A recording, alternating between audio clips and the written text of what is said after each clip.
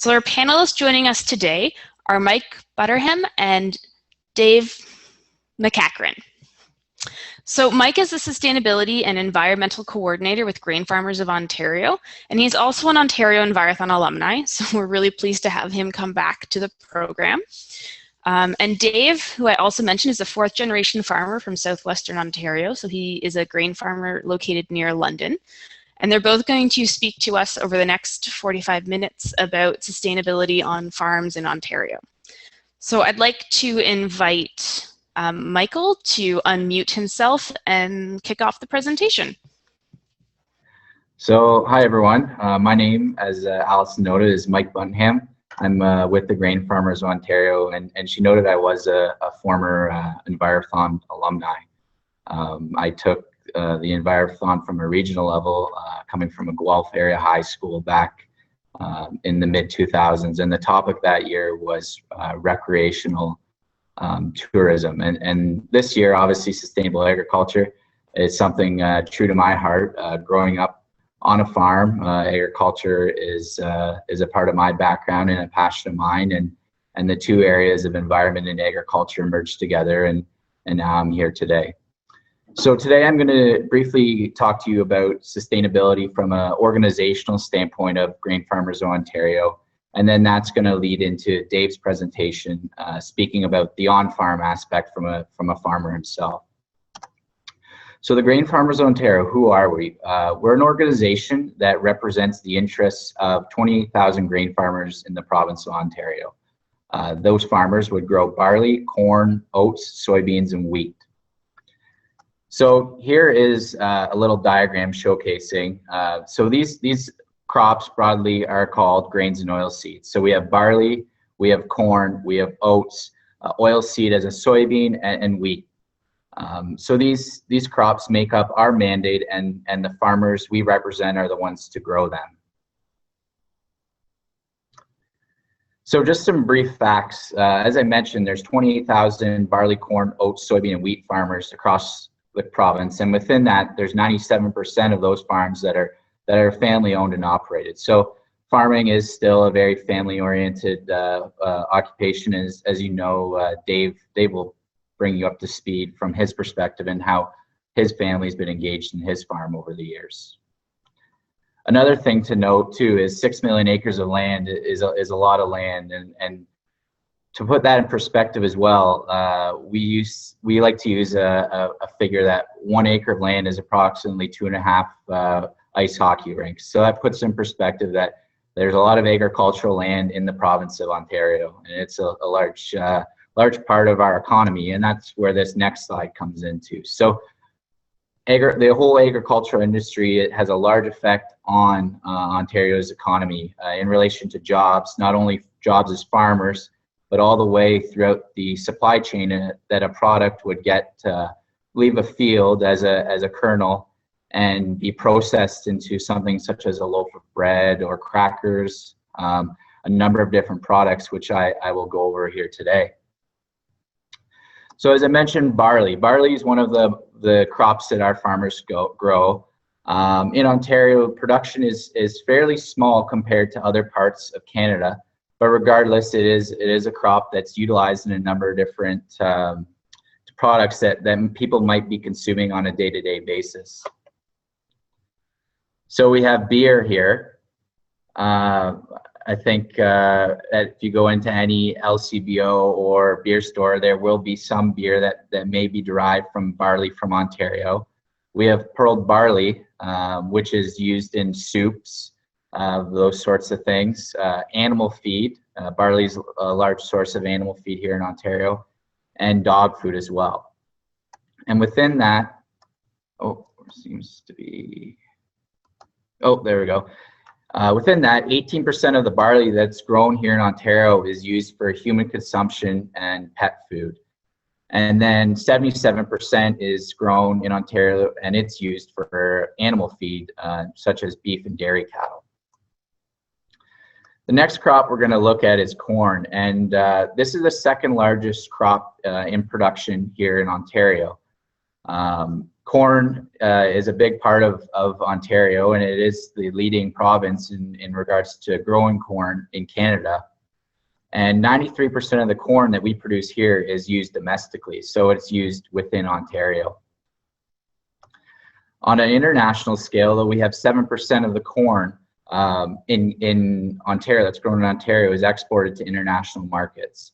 So these markets include the United States and countries in Europe such as Ireland, Spain, the Netherlands, and United Kingdom. So markets for corn. Corn's used as a sweetener in things such as pop. There is in whiskey as well, animal feed, and then there also are industrial uses such as ethanol. There are some lubricants and those sorts of things that are derived from corn. So 16% of the corn grown in Ontario is used for human consumption, and those would be in the form of corn sweeteners, whiskey, pop, those sorts of things, as I mentioned. And then on the other side of things, 34% of the corn grown in Ontario is used in industrial products, and ethanol is a large player within that. And 42% of all corn grown in Ontario is used as animal feed for livestock. So another crop within our mandate is oats. Similarly, oats production to barley is on the same level. It's fairly small in comparison to the other crops. On an average year, I think we produce around 63,000 metric tons of oats grown on about 75,000 acres. The vast majority of the oats grown in Canada is actually in the prairie provinces, so Ontario is a really small player in this regards. But there are a number of oats grown here, and they go into a number of products that people might use in their day-to-day life, such as oatmeal, granola bars. Again, livestock feed comes into play, and pet food. And 60% of oats grown in Ontario are used for human consumption in the pet food industry. And again, 33% are grown in Ontario as feed for livestock. So as you're seeing, livestock is a big player within regards to consumption in markets, but as well as there is a large number of human consumption that is used here. So another crop, a major crop that we grow here is soybeans, and that's kind of as similar to corn as it is one of the larger crops that we grow. Ontario, in fact, is a global leader in producing food-grade soybeans that are exported around the world. And 41% of the soybeans produced in Ontario are actually used domestically. Internationally, though, is where we kind of get our claim to fame with soybeans. We're a world leader, as I mentioned, in the food grade side of things, but out of all the soybeans produced in Ontario, 59% of them are exported to international markets. Countries such as these, China, the US, multiple European Union nations, Japan, Thailand, Bangladesh. There are a number of different countries around the world that are receiving Ontario soybeans. So it's quite global in those regards, which is quite interesting. So markets again for soybeans. The soybean is crushed, and there's two primary products produced from it. There's the oil, which can be used in things such as tofu and soya sauce, and then there's the meal from that soybean as well. And the meal is a high protein product that can be used for animal feed. There's also industrial products such as biodiesel, lubricants, things such as crayons and waxes will also use soybean oil. So within the production of our domestic utilization, 16% of the soybeans are used in food manufacturing to go into things such as tofu, soy sauce. And then 77% of domestic uses of soybeans are used for animal feed. And then the last crop that we represent is wheat. So wheat is produced here in Ontario. It's a different variety than what we'd see in Western Canada. Western Canada predominantly produces spring wheat, whereas here in Ontario, we produce mainly winter wheat. And we produce close to 57% of Canada's winter wheat. So what winter wheat means is that a farmer would harvest their crop of soybeans in the fall, and subsequently they'd be planting their wheat crop in the fall to then weather the winter and continue growing in the spring. 50% of the wheat that we produce here in Ontario is used domestically in milling and other forms. As well, exporting is a large percentage of wheat here in Ontario, and 43% of all wheat grown here is exported, and it's exported to a number of countries listed below. The U.S. happens to be one of the larger of those due to some of the milling capabilities there are down south of the border. But regardless, some of these other countries do import Ontario-based wheat. So again, here are some markets. So here are some products that you might consume on a day-to-day basis that could include Ontario wheat. There's cereals, there's crackers, again, animal feed, and breads. And oftentimes breads are blended with harder wheat from the West with our soft wheat to make the breads.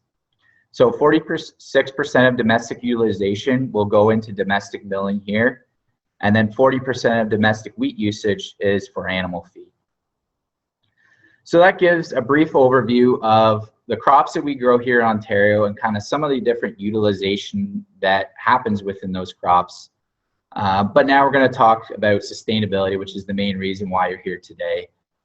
So sustainability is defined as a multidisciplinary approach which focuses on economics, environmental, and social factors. And all three must work in unison, and there must be not one that takes precedence over the others. So Ontario's environment, the farmer at the end of the day has a vested interest in the environment. Their livelihood depends on it. The soil that they grow their crops on, the rain that they get, it helps to fuel their crop. And at the end of the day, the farmer wants to protect and preserve our natural environment and are taking steps to do so, which Dave will outline further. But there are a number of different initiatives that farmers have undergone over the last few years that help this. And the Environmental Farm Plan is one, which is one plan that has helped farmers identify potential areas on their farm to improve with various BMPs. There are a number of different other initiatives that farmers have gone through, and we have seen continuous and ongoing improvement. So right now I'm going to quickly pause my screen share and share a new screen of a video on farm sustainability.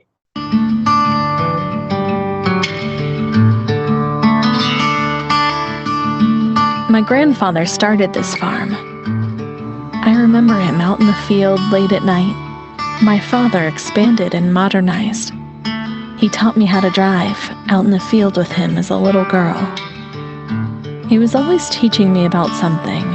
The soil, the crops, the weather, teaching me about life, about what's important, family, love, and legacy. And now, this is my farm. My kids, my husband, we live here. We work here. This is our home. When I think about sustainability, it's not an abstract concept. It's our kids. It's my family legacy. I'm innovating for them, for the world, and the farm that I'm going to pass on to them. My family's worked this land for generations, and some people think things haven't changed. But we don't do things the way my grandfather did. We're getting better. We started using no-till practices so we don't disturb the ground when we plant. We use cover crops to prevent erosion and naturally enrich the soil. And we use GPS technologies to be more precise and efficient in the amount of seed and nutrient we apply, while cutting down on heavy machinery traffic on our land. This is what I offer to my family's legacy. We're always learning and growing in how we care for the soil and produce bountiful crops. Driving our industry forward is our responsibility. Sustainability is about legacy, and I am proud of the farm I'm leaving for my children.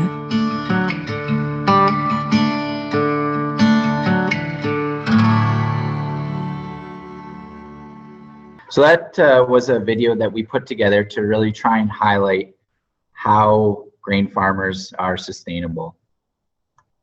So how far have we really come? I think that's a great question, and I think Dave will go into this a little further, but the agricultural industry as a whole has really evolved since the beginning roots with new machinery, As you can see, the 1930s to 1950s, in the 1930s, tractors were using steel wheels.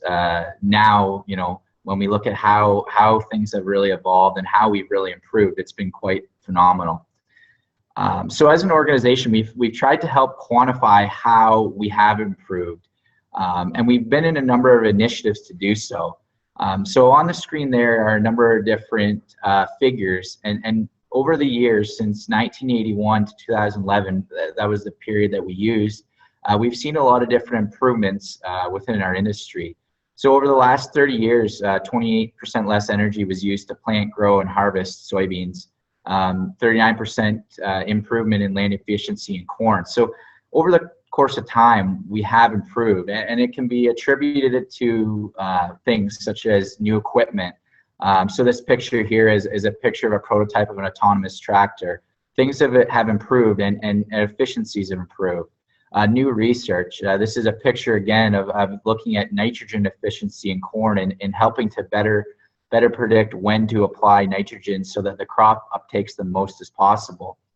And new technology. And this photo here is of a satellite image of a field showing the different areas that have a greenness, and the areas that are red and yellow may be areas where the plant may be stressed. So things like these have all worked together to really showcase, how we've improved and how we are continuing to improve as agriculture. Again, as I mentioned, we're involved in a number of different initiatives to help qualify and quantify the improvements that we've made over time on the farm. These include the Roundtable for Responsible Soy, Sustainable Agriculture Initiative, Canadian Field Print Initiative, and 4R Nutrient Stewardship. And these have all really helped us better tell our story and our journey as farmers from the 1930s, where things were very primitive and we might not have been as efficient, and to where we are to now, producing a bountiful crop every year to be used in a number of different sources that the consumer and you may use on a day-to-day basis. So that concludes my part of the presentation. So I appreciate everyone listening and look forward to any questions at the end. All right, thanks, Michael. Dave, I'd invite you to take control of the screen now. So, as mentioned, I am a fourth-generation farmer here in southern Ontario. My name's Dave McEachran, and I farm with my family just outside of Glencoe, Ontario, which is southwest of London. And so, giving you guys a little bit of an idea of where I farm. I'm just going to zoom in on the Great Lakes here. You guys are familiar with this region. I think everyone participating is from the region. Interesting to note that the Great Lakes region is home to the second largest lake in the world and approximately 20% of the world's fresh water. These things are really important to the rest of the world and us that live amongst this area in a sustainable manner. This area that's on the map right now is home to some of the most productive and highest producing farmland in all of the country. We live in a very high production area. As I zoom in and get a little closer, some of you guys may recognize your towns that you're in. I saw a few schools from London on the list there. This is kind of a 30,000 foot view of our farm operations. All those red boxes actually are fields that are in our area that we farm. So together with my father and his brother, we operate our family farm. We run about 2,300 acres of farmland. So Mike mentioned to you that an acre is roughly 2.5 hockey arenas. So we have quite a few. We could have quite a hockey game out there.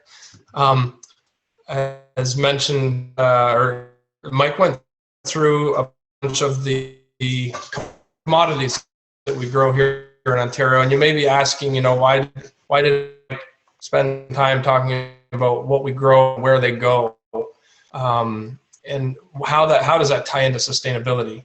The bottom line is that the customers I sell to, a bottle of whiskey, an ethanol fuel pump, the customers that are buying my products from our farm, be that corn, soybeans, or wheat, they're starting to demand from us that the products they're buying come from a sustainable source.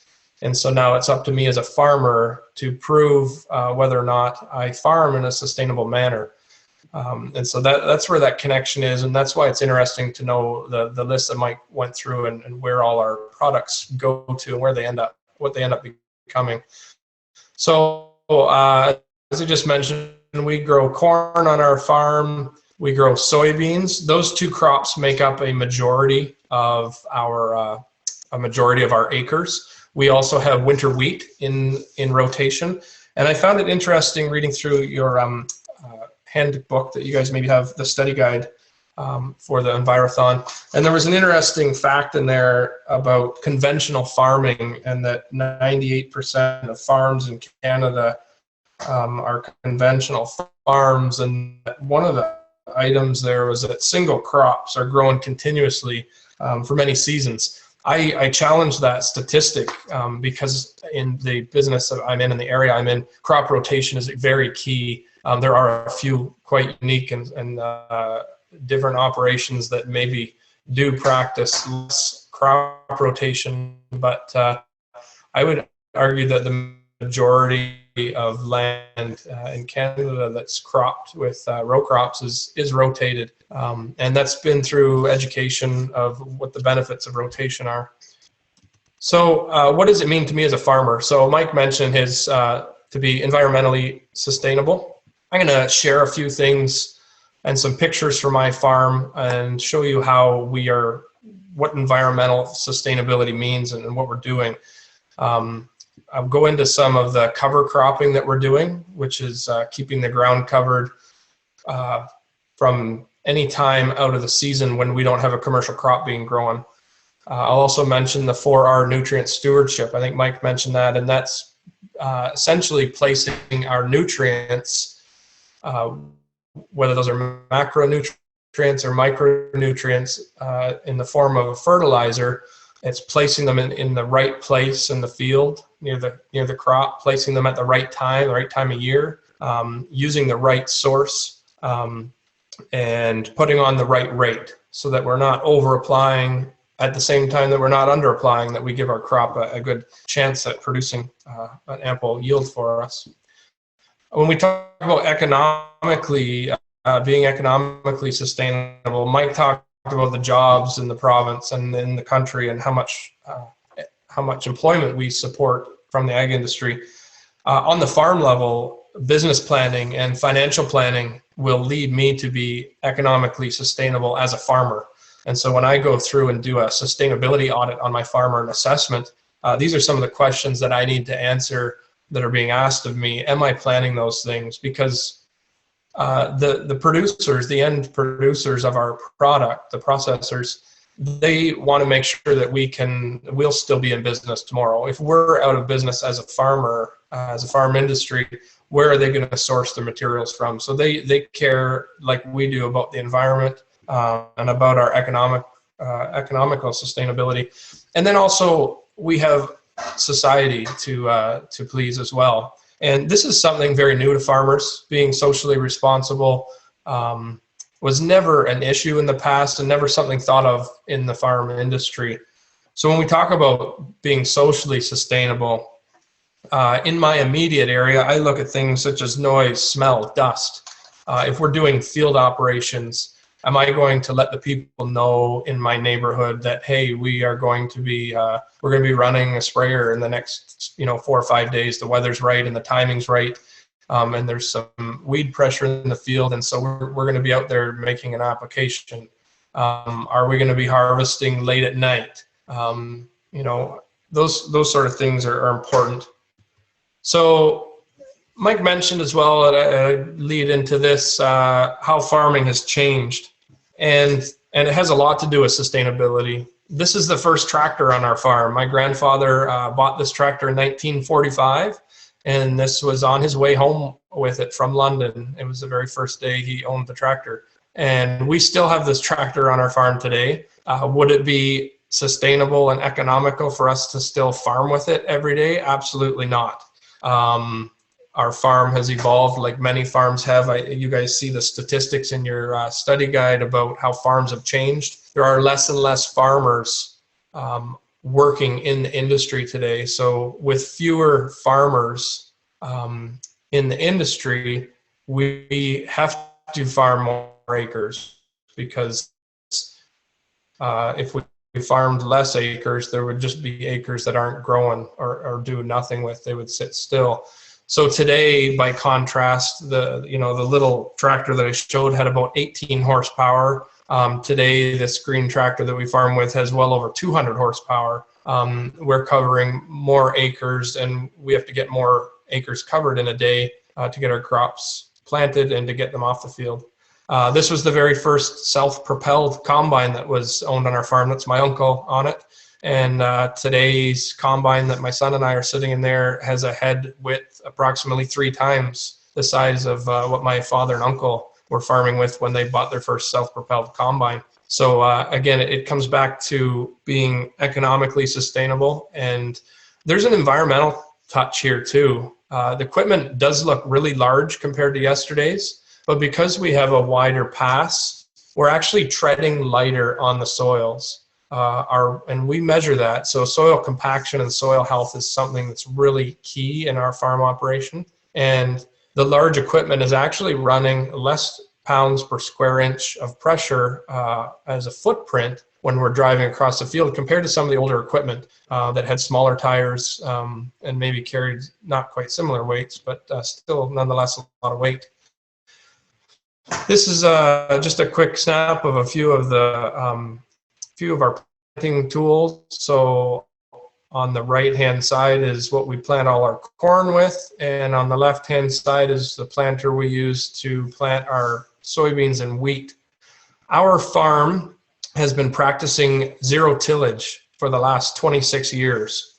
So I can remember when I was a young boy, I used to go out and plow with my father, and we turned the soil over every year. And over time, we've learned that disturbing the soil is really hard on the soil life, the bacterial and fungal life that's in the soil that's beneficial to us. And it takes a lot of time and money and energy to till soil. So for the last 26 years, we've been planting all 3 crops, corn, soybeans, and wheat, without doing any tillage. So we pull into the field, and I'll show you a video here near the end of what that looks like.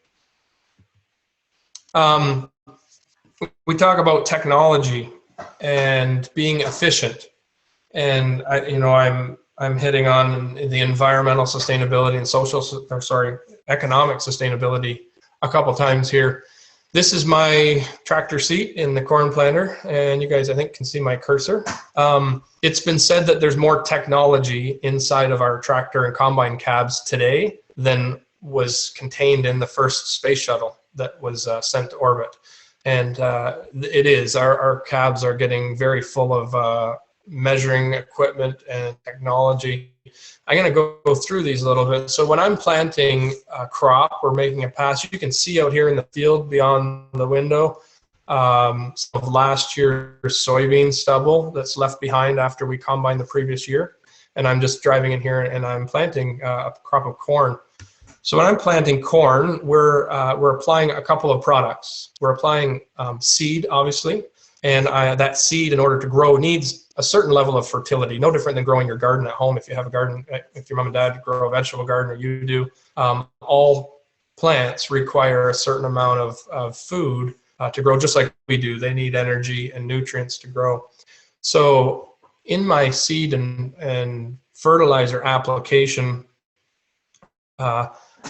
I'm measuring every single seed I put in the ground. So this front monitor is right now measuring every single row. I plant 12 rows at a time, 12 rows per pass, which is about 30 feet wide. And right now you can see on here it says 33.2, and it has a number 4 on there. So that's row number 4. And right now at that moment in time, it was dropping 33,200 seeds per acre. And so that monitors, it runs through every row as I'm driving up and down the field. And I can know exactly how many seeds I put on, and when we're done at the end of the day, I know exactly how many seeds I put on. And with new technology, we can add more seed to areas of a field that will produce more, and some poorer areas of the field that maybe won't produce as much. We can actually back down the population and save some money and put less seed and less fertilizer out there in those parts. I'm going to move back to the back monitor here. This is my fertilizer monitor, and I'm putting two types of fertilizer down. I'm putting one right with the seed. It's a little starter fertilizer, a very, very small amount of a liquid fertilizer that goes with the seed, just enough to essentially get that plant germinated, sprouted up out of the ground, so it's emerged, and it puts out its first couple leaves. At that point, it needs more food beyond that to grow. So I'm also putting on kind of beside the seed, about 2 inches away and 2 inches below the seed, we're putting a little bit more liquid fertilizer so that when those plant roots grow through the soil profile, they'll reach that fertilizer and allow the plant to grow even further. When I talked about the 4R nutrient stewardship plan, it's putting it on at the right time and the right rate. The corn plant needs a lot of its fertilizer later on in the season, in the months of June, July, and August. So when we're planting here in early May, it doesn't make sense for me to put on all of the fertilizer for that entire crop year. And so we will come back in the month of June, and we will put a little bit more fertilizer on. And with newer technology, we have the ability to come back in and really tall corn in August and put the final little amount on. The problem with putting it all on up front is that, as you well know, we get lots of rain usually, and that rainwater has the ability to move some of the fertilizer down through the soil profile or across the top of the soil, and it will leach away through waterways, and it also has the ability to evaporate and translocate back to the atmosphere, which we don't want. Maybe the most interesting monitor is the center one. This is my GPS monitor. This tractor is steering itself. I don't steer the tractor except to turn around at the end of the field each time. And to see how this works, I can't drive this straight. You can see the mark ahead of me. The tractor's driving on an arrow straight line.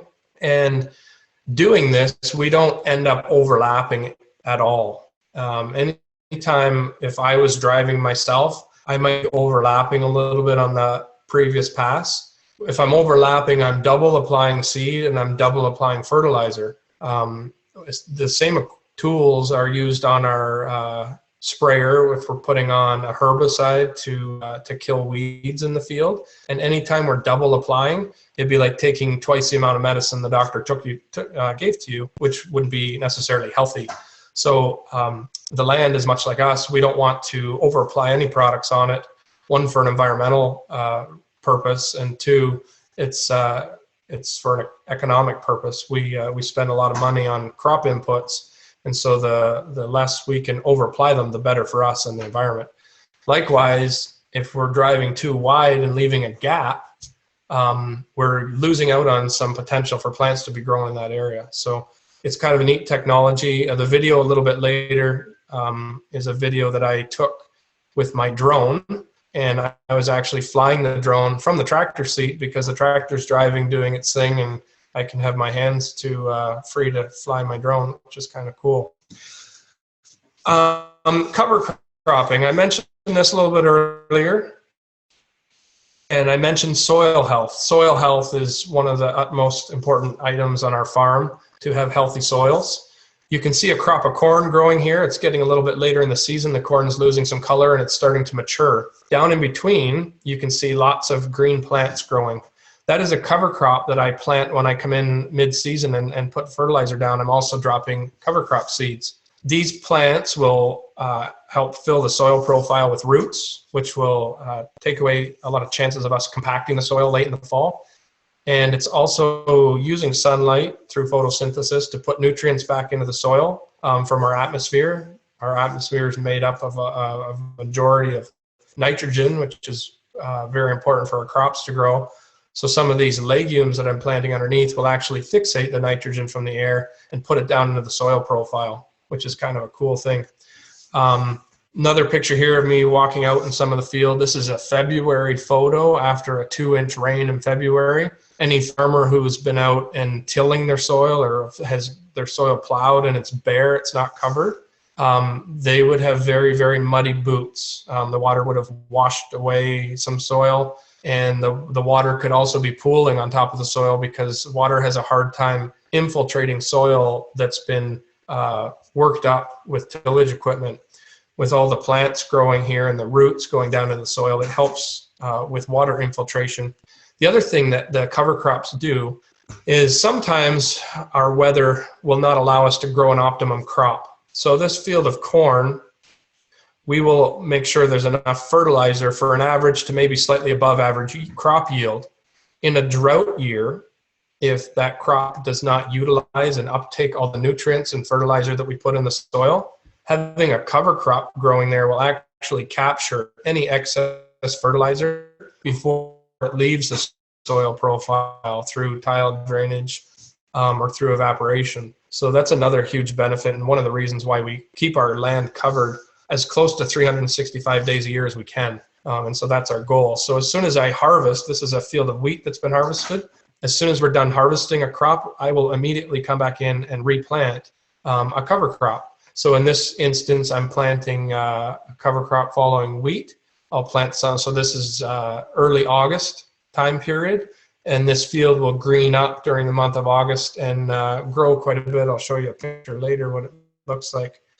On the left there is a picture of me putting some fertilizer on my corn when it's approximately knee high, and that little red box on the tool there is blowing cover crop seed down through these black hoses in between each row of corn, and that's where that green crop between the corn came from. So here is a field of cover crops after wheat. So this picture was taken in the middle of October this year, this past year, 2016.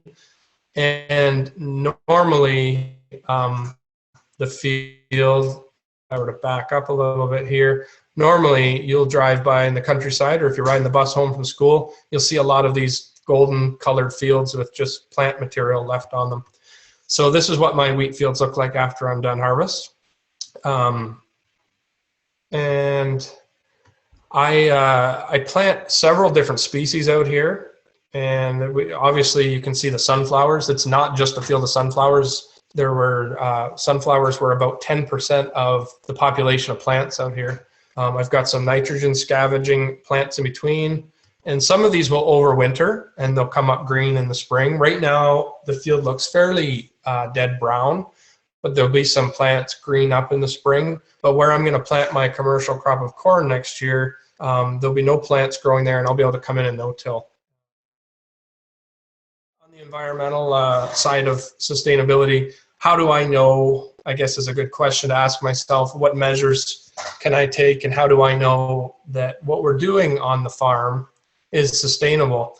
As far as wildlife goes, when I start seeing an ample return of some species of wildlife that we haven't seen for a number of years, and I see them living and habitating around our farms, that tells me that we're doing the right thing.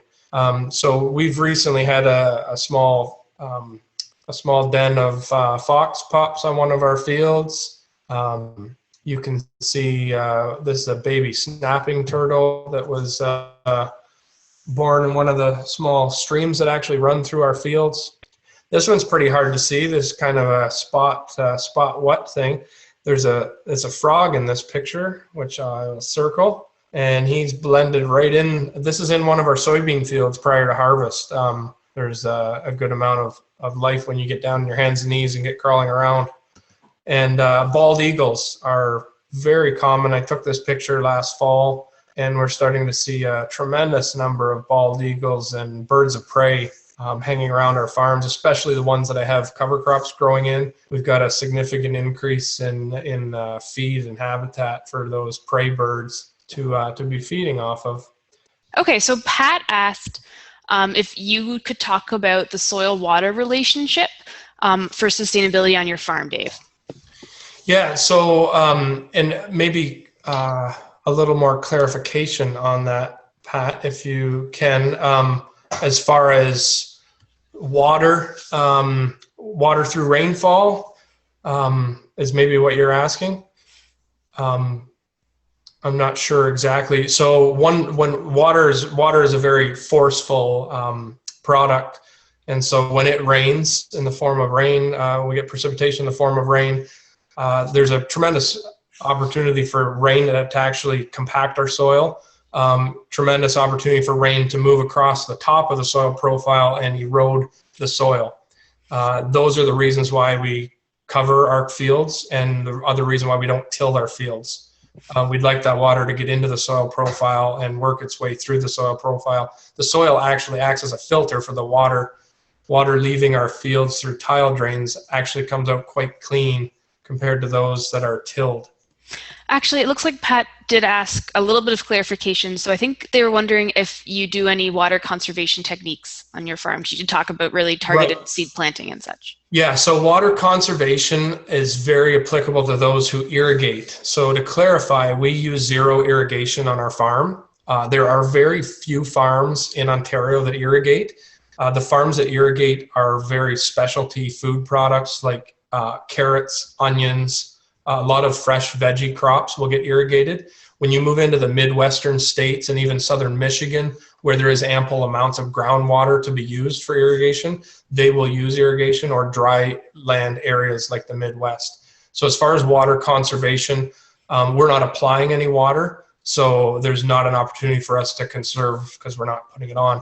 That being said, there is some really neat work starting to be done on controlling the output of our tile drains, where there's an opportunity to maybe slow them down or capture and retain some of that water to the point that it'll help our crop but not flood our fields. Excellent. Hopefully that answered that. And I guess the other question that popped up really quickly is, do you do anything in terms of pollinator protection? Yes, so that field of cover crops had a lot of sunflowers in it. Sunflowers do have some benefits to me and my soil, but I grow them also because they're a huge pollinator food source. And so that picture taken in October, I should have added some close-ups. There were bees, a lot of honeybees and other natural non-honeybee species, native bees and native pollinators that were absolutely loaded on every one of those flowers, had one or two on them. So, and there's several other flowering crops that I use as cover in my corn and after wheat. And they are there for the purpose of pollinators. Absolutely. Pat, I just wanted to point out in the comments, it looks like Donna had some insight as well about water conservation in relation to cash crop growers. So thank you, Donna. I appreciate that. Soil organic matter as part of soil health is huge. So the higher your soil organic matter, the more water, the more ability the soil has to retain water, and also the less fertilizer that the field needs. So she's talking about water holding capacity. Also, cation exchange capacity, which is CEC. That's a measurable, quantifiable tool that we measure in our soil. And that is the ability for soil particles to hold on to non-soil particles like nitrogen, phosphorus, potassium, and not let go of them when water's flowing through the soil. So cation exchange capacity, soil organic matter, they all lead to water holding capacity and the capacity to hold on to nutrients and not allow them to essentially flush down the drain or return back to the atmosphere. Excellent. So I'll do one quick call out if anyone does have a question they want to throw. Pat is asking if there's any government or local sustainability programs that people can participate in. Yeah, so as a farmer, currently the government does not have there are sustainable programs that lead to sustainability. Mike mentioned the Environmental Farm Program, which I've completed on my farm. That leads to a lot of sustainable practices on your farm. As far as a sustainability program, we're getting, as I said, it's my buyers of my product that are asking me to be sustainable. So it's more of a direct from farmer to processor where that opportunity is. So through GFO, we've started to work really closely with the Sustainable Agricultural Initiative, so SAI, and I've gone through their farm assessment tool, which basically measures my farm against farms all over the world. It's a global standard, and through a long series of questions, I'm rated and given a score out of bronze, silver, and gold on where I sit as far as sustainable practices. Though that assessment tool covers everything from environment, social, economical, labor issues, And so I am happy to say I scored a gold on my last farm assessment through SAI. Oh, congratulations. I know I said we only had one last question, but Leela did ask about use of pesticides, and it is an interesting opportunity to talk about integrated pest management if you want. And so I did mention a little bit, I didn't call it out as integrated pest management, but IPM is something that we use when we don't go out and blanket spray a field for weeds if there's no weeds there. We need to know there's weed pressure coming. And we, whatever the pest is, whether it's a weed, a fungus, a disease, or an insect, we monitor closely for those. We do have some that we know are always going to be an issue every year that we need to do control on. But then we have some that are hit and miss. One year we'll have them, another year we won't. So we monitor that very closely. And around uses, I just want to reread that. Ways to get around use of pesticides without reducing crop yields. Yeah, genetic modification is the best way for us to reduce pesticides. So I grow crops that are genetically modified. That has allowed us to reduce and almost eliminate, or in some cases totally eliminate, some of the pesticide products that we were putting on our farms. We don't do any topical spray of an insecticide on our corn acres like we used to prior to genetic modification. So genetic modification has allowed us to reduce pesticide use tremendously. Okay, and just because it's the last question up there, Aileen was wondering if you do any biological monitoring of your soil. Yes, so I just recently had and I'm forgetting the name of it, but I had a soil researcher come out and do a biological assessment or a population, basically a population count on my farm where the sunflowers were growing. So on that field, what you didn't see in the picture was there's a small strip that had no cover crop on it. And so I leave that to be able to measure what the benefit of what I'm doing is. And so this soil scientist came out and did soil probes and took soil samples out of where I was cover cropping and where I had bare soil, essentially. And they did a fungal, bacterial. They were looking for amoebas. I don't have the report right in front of me, but it was quite interesting. There were some differences of up to 80 to 85% difference in population on the positive side for where my cover crops were growing. So it's something extremely important to me, and it's something we don't know a lot about as far as when I'm a graduate of the University of Guelph, and when I was there, we really didn't talk a whole lot about soil biology, be it the bacteria and fungus in the soil, and there's been a lot of studying done since then, but farmers are on the edge of being well educated on it, but there's so much further to go. But we do have a tremendous life below our feet that we're not very aware of. Excellent. Thanks for taking the time. So I say Leela had a follow-up question, Sure. and to that one I would probably say you've hit on a hot button topic, Sure, depending on absolutely. who you speak to. Yep. So there's probably a lot of research online and some information in the study guide that you could refer to as well. And the only thing, my only comment there is that as there's been over 1 trillion meals consumed on the planet that contain genetically modified crops. To date, there has been absolutely zero human health issues that have been recorded that are directly related to consuming genetically modified crops. I will caution when if you do an internet search, you will find all kinds of information out there, whether it's good information or poor information, but it is a very hot topic, and if my email was there, I would love to have discussions on that. I do speak to groups frequently on the use of genetically modified crops and the pros and cons of them. For sure. All right. So it seems like we're a little past the time, and I imagine people have places to be. Dawn, perhaps I can connect with you after the discussion, and we can talk a bit more with Dave about where he sells his crops then, and I can share that in an email with everyone. So again, I'd like to thank everyone for taking the time to join us as we pilot this new webinar program. Thank you to Mike and Dave for lending your expertise. and we'll be sharing some notes after. Right. Thanks, everyone. Thanks. Thank you.